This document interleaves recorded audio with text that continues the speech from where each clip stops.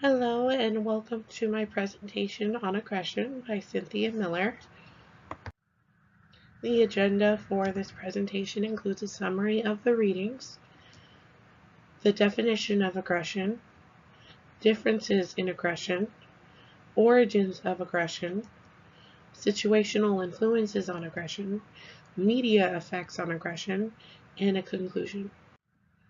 The summary of the reading of Chapter 11 in the Casson, Fine, and Marcus text uh, defines aggression, discusses differences in aggression amongst gender, culture, and even individuals, the origins of aggression, such as evolutionary psychology and hormones, situational influences, such as the frustration-aggression hypothesis, and arousal, and how the media influences aggression.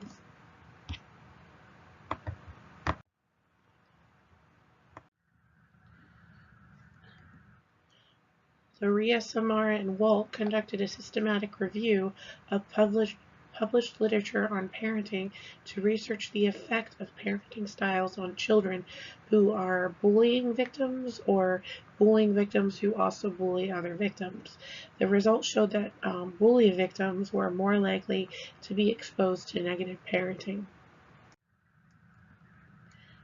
Gradameyer and Sagioglu concluded several studies to research the effect of socioeconomic status on aggression, using the theory of relative deprivation, which is where someone feels that they are being deprived of something. They hypothesized low socioeconomic status was related to increased levels of aggression. The results of the study supported the hypothesis in that people with low SES showed higher levels of aggression, especially when comparing themselves to people with high SES. So people feel aggression when they feel deprived of something, whether that be money, food, or hey, he got the bigger piece of cake. People feel aggression towards that. In the other text, Schneider discussed subject interactionism.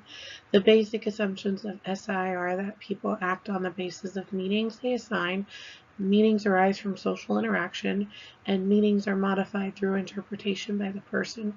There are two control system theories for subject interactionism. There is the identity control theory, which is when an individual feels distress when there is a large discrepancy between self-perception and identity standard, and the effect control theory, which theorizes that people are researchers trying to perceive and create events that appear more likely. What is aggression?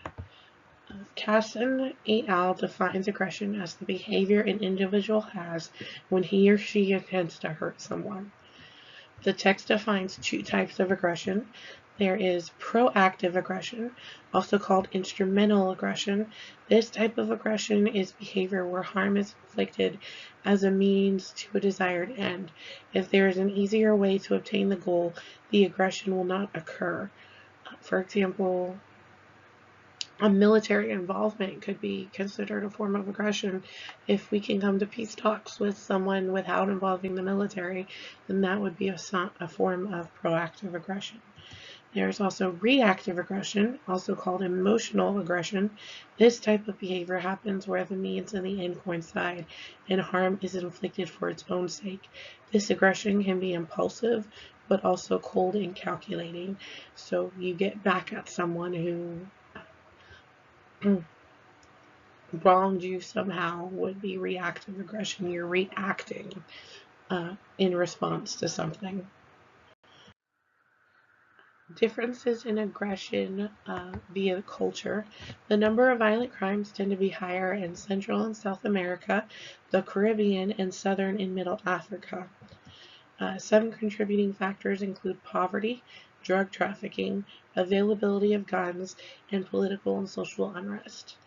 Now, several people may think that it's the availability of guns, especially since the U.S. has the highest murder rate amongst industrial countries, and people think it has to do with the availability of guns that we have. Countries with large differences in socioeconomic status have murder rates 4 times higher than countries with more equal socioeconomic status. According to Greitemeyer and Sagioglu, SES is linked to higher levels of aggression, so that would explain it. You want to get back at the people who have what you don't have. There's also differences in aggression between collectivist cultures and individualistic cultures.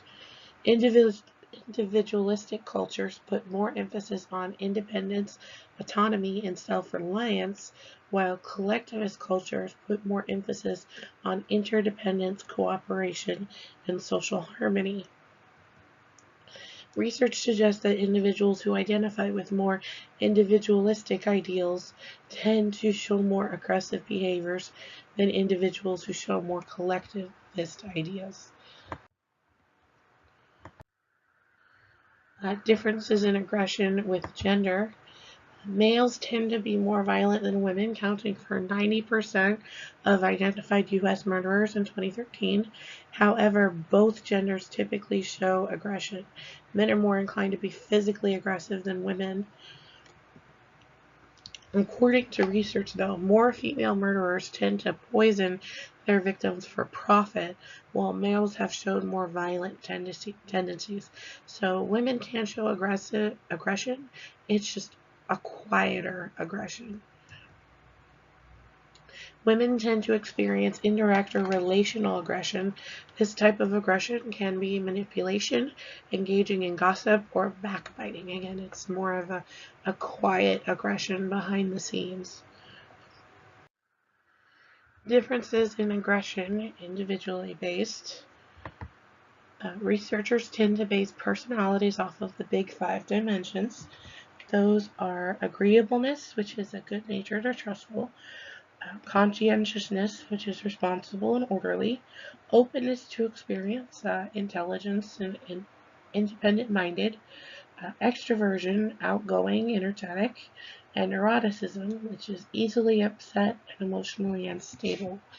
Using these dimensions, researchers think they can predict aggressive behavior. Being low on agreeableness is a high indicator of aggressive behavior.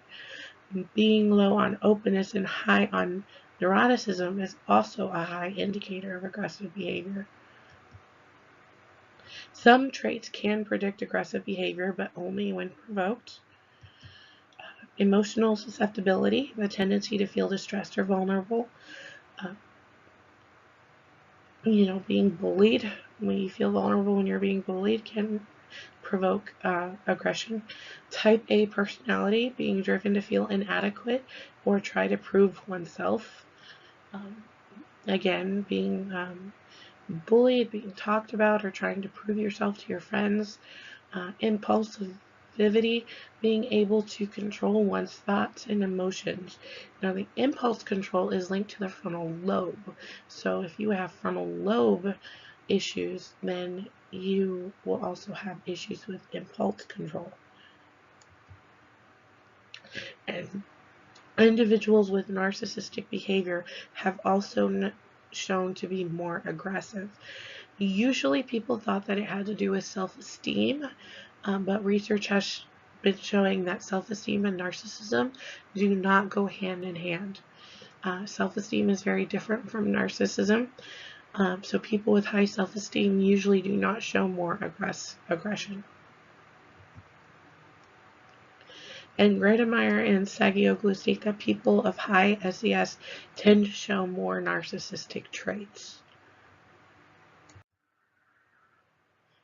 The origins of aggression, evolution.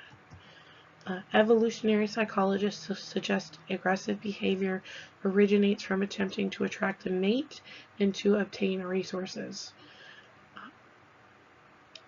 Everybody wants someone who's higher up the chain.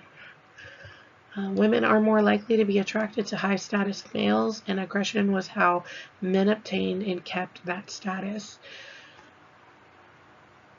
For example, if you look at the 100 Years' War, it was aggression over who had claim to the French throne.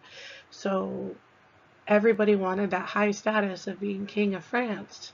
So it was a constant fight between two different countries. More aggressive individuals were more likely to mate and thus pass down aggressive traits to their children. Origins of aggression, genes, hormones, and the brain. The text first went over genes. Children adopted tended to show similar aggressive traits to their biological parents than they did to their adoptive parents. Studies have shown that genetics account for 1/3 of variation of aggression in children. However, the review conducted by Lariah and her colleagues explained that bully victims were more likely to be exposed to negative parenting, which suggests that aggression can be learned. And there's the hormone of testosterone. A study of fraternities that had high levels of testosterone showed more aggression than other fraternities that were low in testosterone. In fact, the fraternities that had low testosterone were more well-behaved, smiled more, seemed happier. And then there's the role of serotonin, another biological factor. It's a neurotransmitter, and serotonin appears to work like a braking mechanism to restrain impulsive. So you could look at it as the hold-up neurotransmitter. It tells other things in the body to hold up. And finally, there is the brain. We have the frontal lobe, which again, as I said on an earlier slide, controls impulse. So if your impulse control is low, then it has something to do with the frontal lobe. And there's executive functioning, which the text describes as the cognitive abilities and processes that allow humans to plan and inhibit actions.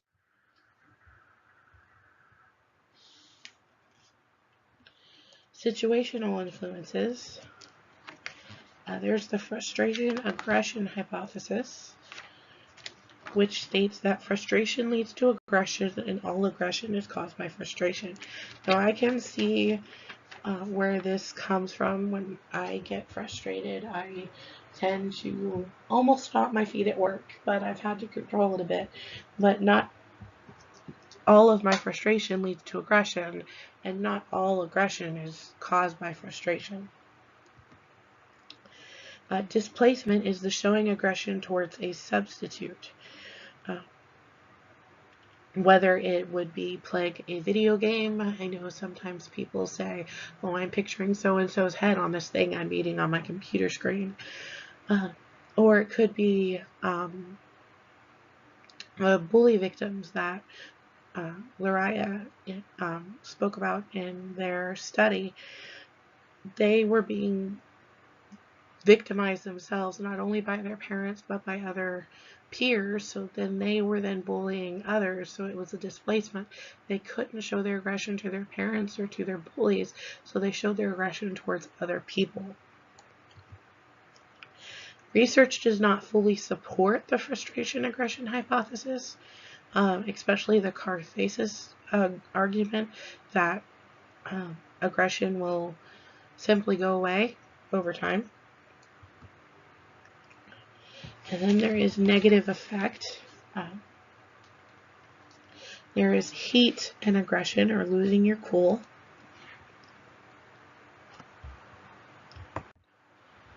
This does not mean that you get heated and literally lose your cool. It has to do with a hot summer and more aggressive behavior. Studies have shown that the temperature is actually related to aggression. And this makes me think of one of my favorite books, where it's a very hot summer and the police stations are just full of people who have no idea why they showed such aggressive behavior. There's so much fighting going on, and they didn't know why.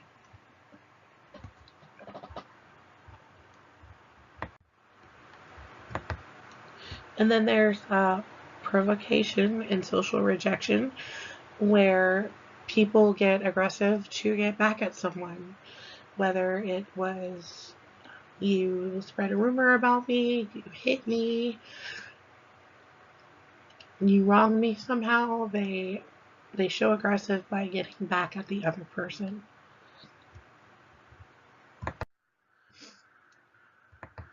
Situational influences. There are the aggressive cues. There's the weapons effect, which is the tendency that the likelihood of aggression will increase by the presence of a weapon. A test was done which showed that people who were near a gun tended to show more aggression than those who weren't near a gun. High order cognition.